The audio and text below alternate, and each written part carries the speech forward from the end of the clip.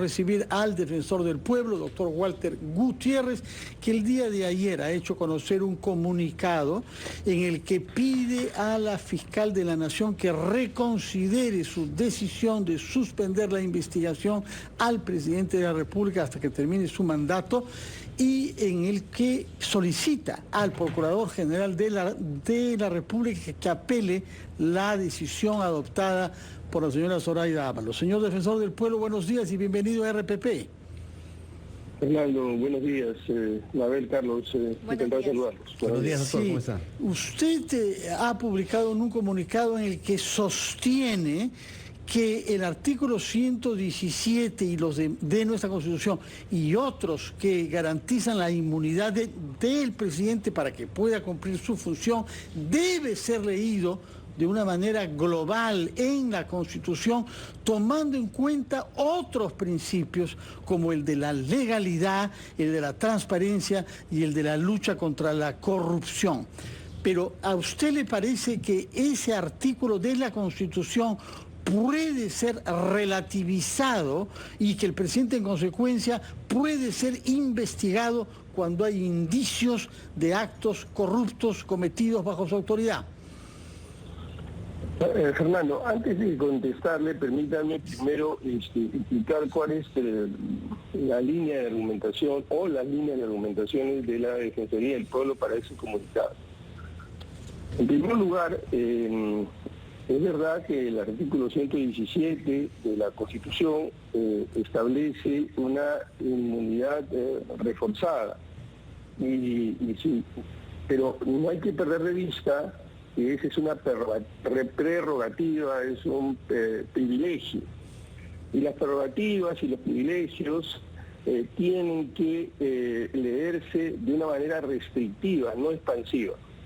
Porque existe otra norma, que además es un derecho fundamental y es una columna en la Constitución, que es el derecho a igualdad.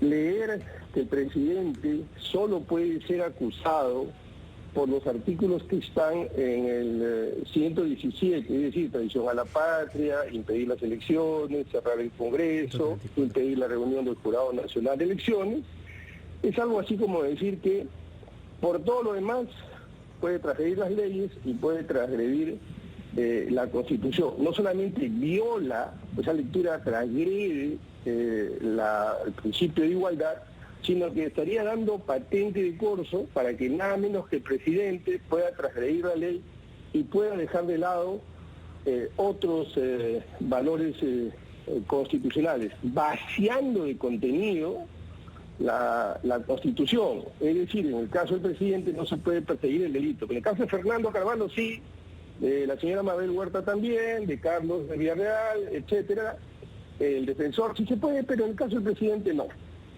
Eso obviamente es una paradoja, es una argumentación falaz. Esa es la primera, digamos, línea de argumentación. La segunda, que también es importante, yo diría tanto o más que la primera, es que la única posibilidad de que nosotros reconozcamos a la Constitución como norma suprema es que todos la cumplan y en todo momento, de rey a paso, empezando por el presidente de la República. Quiere decir entonces que el presidente en esta lectura está con una patente que le permite violar la Constitución. Por eso es que esta lectura no es, leal con ese principio que la Constitución es la norma suprema y por lo tanto obligatoria para todos. Ahora, quisiera hacer un deslinde importante.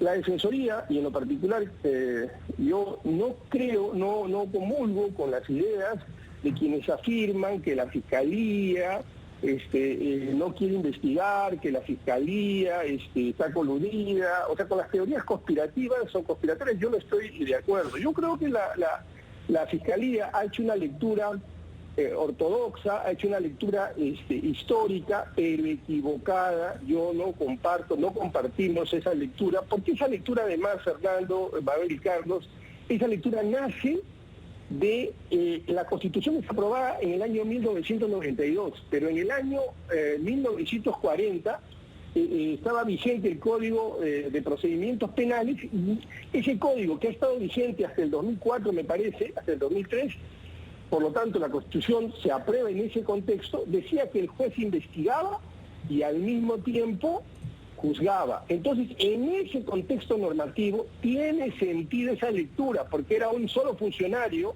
de justicia, que era el juez, el que investigaba y el que juzgaba. Pero hoy, con el nuevo Código Procesal Penal, es completamente diferente. El fiscal investiga y el juez le pone un marco, lo ataja y es el que finalmente decide.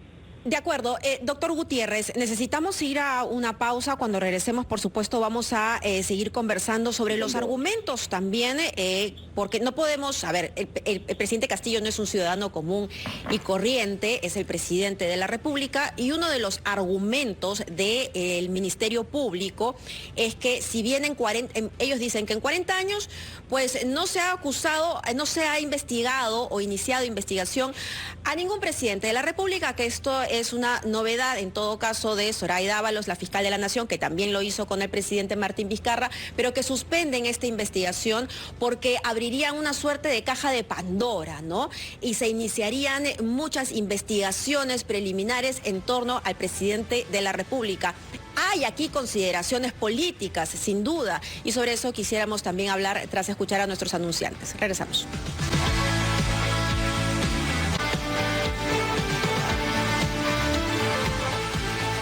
La Fiscalía de la Nación ha advertido sobre los peligros de investigar en este momento al presidente Castillo, porque consideran que pues esto podría abrir todo un abanico, ¿no?, de denuncias y de investigaciones en torno a la máxima autoridad en nuestro país.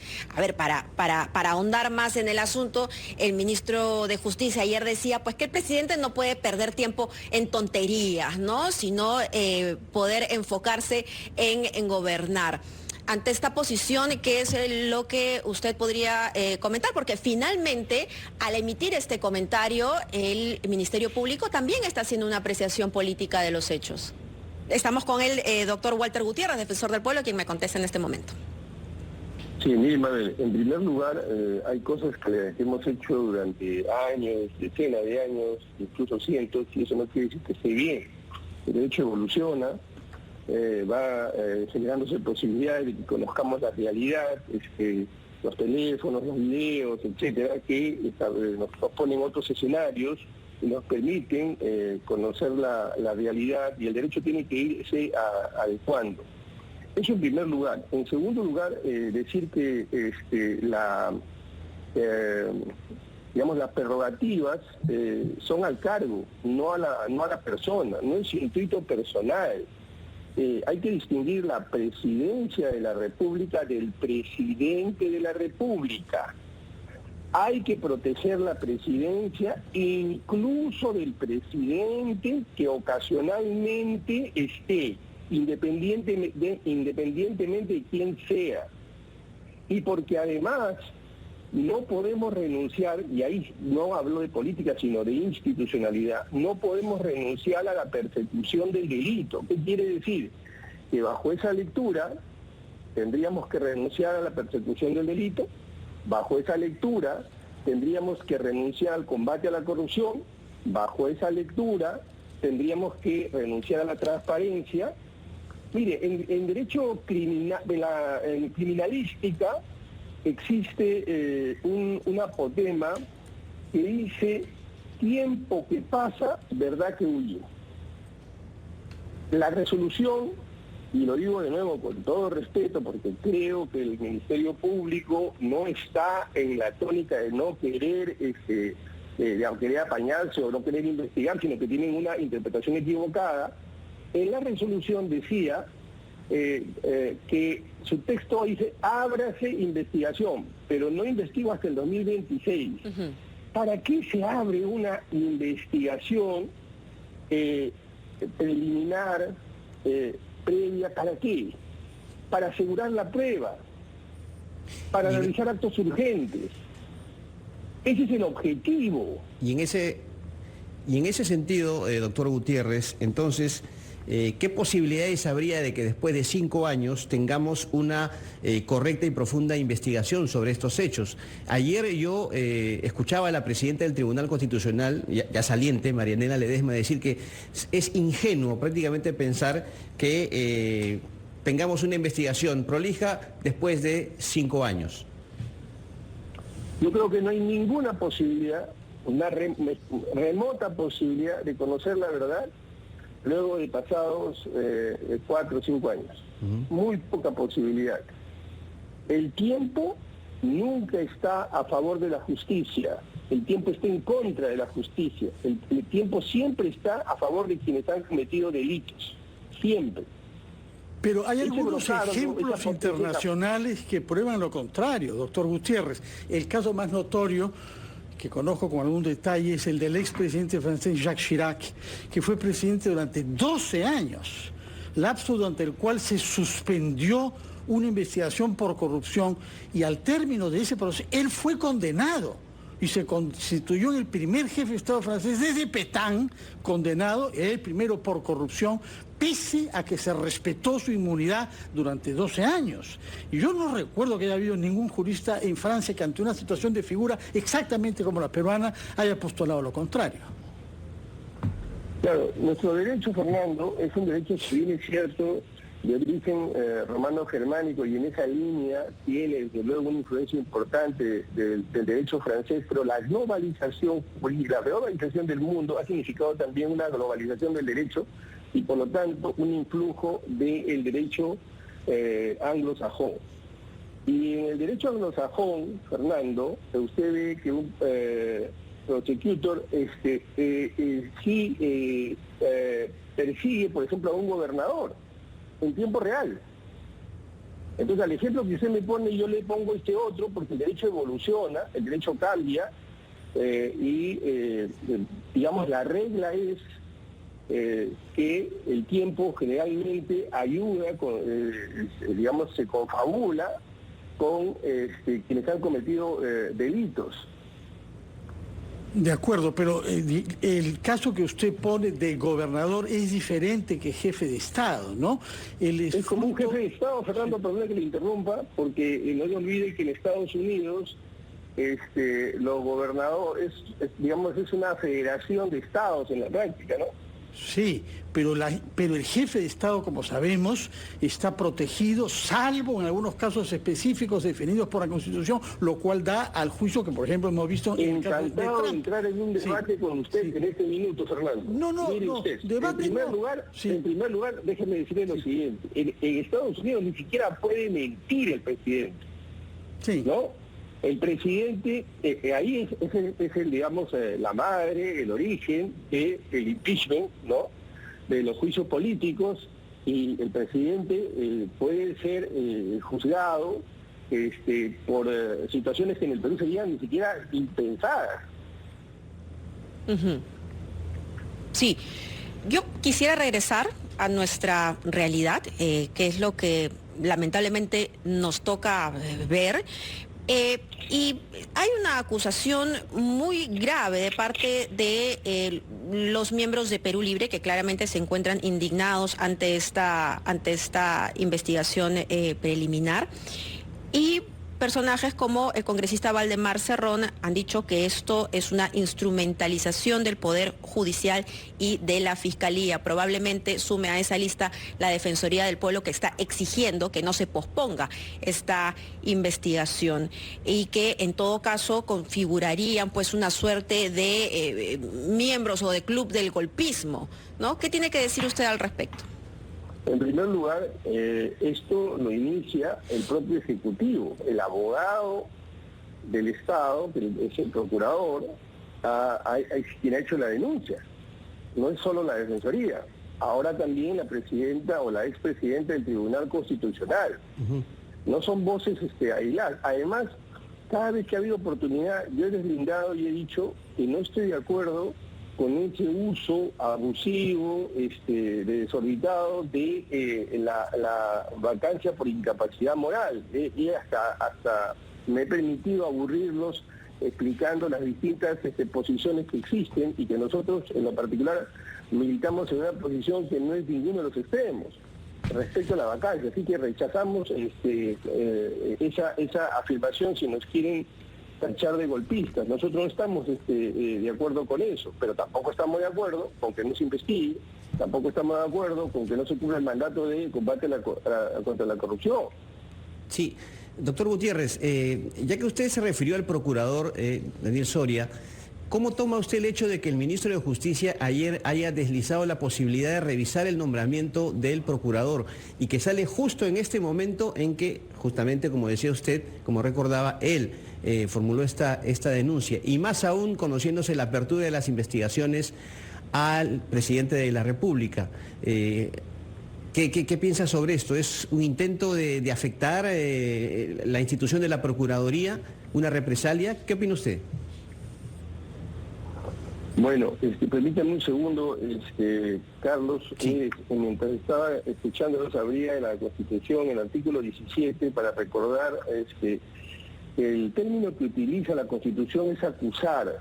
117. No utiliza, en ninguna parte aparece investigar. Sí. ¿No? Por Claro. lo tanto, quienes dicen que nos estamos introduciendo cosas, no somos nosotros, son quienes interpretan así. Ok. No está investigar. ¿Por qué se incluye en el artículo 117 una prerrogativa que no le ha dado? Eso solamente como una nota más Okay. a lo que venía diciendo. Y en relación a su pregunta, Carlos, mire, yo creo que sería grave remover al procurador. El procurador solo puede ser removido, licenciado de su cargo, por falta grave y previo procedimiento. Dudo que el doctor Aníbal Torres, quien tiene una larga trayectoria en el derecho, quien conoce conceptos jurídicos y tiene además ejercicio, bastante millaje jurídico, dudo que él tome una decisión de ese tipo, salvo que tuviera pues un argumento contundente. El argumento es que el procurador se habría burlado del presidente durante la testimonial que él le tomó en Palacio de Gobierno. No sé si eso encaja. Obviamente tiene que demostrarse. Bueno, solamente eso, sí. le voy a contestar Sí. eso porque yo no soy el abogado del procurador. No, le estoy pidiendo una opinión, usted como abogado también. Mire, ayer escuché al procurador, justo en RPP, y decía que no, claramente no se había burlado, que estaba intercambiando opiniones con su asistente, lo cual es perfectamente normal, y que si hubiera habido algún incidente, se hubiera registrado en las actas, cosa que no ha sucedido, o que le hubiera llamado la atención del fiscal supremo, cosa que tampoco ha sucedido. De manera que debe tratarse de un mal entendido. Creo que el gobierno... ¿No lo ve como una represalia usted hacia el procurador? No, porque todavía no hay nada concreto. De acuerdo, muchas gracias, defensor del pueblo. Tomamos nota entonces de un pronunciamiento publicado por Defensoría en el que se pide directamente a la fiscal de la Nación que reconsidere su decisión y se pide también al Procurador General del Estado que apele ante esta decisión. Muchas gracias, Walter Gutiérrez, defensor del pueblo, por las luces que nos ha dado sobre este tema constitucional y al mismo tiempo político.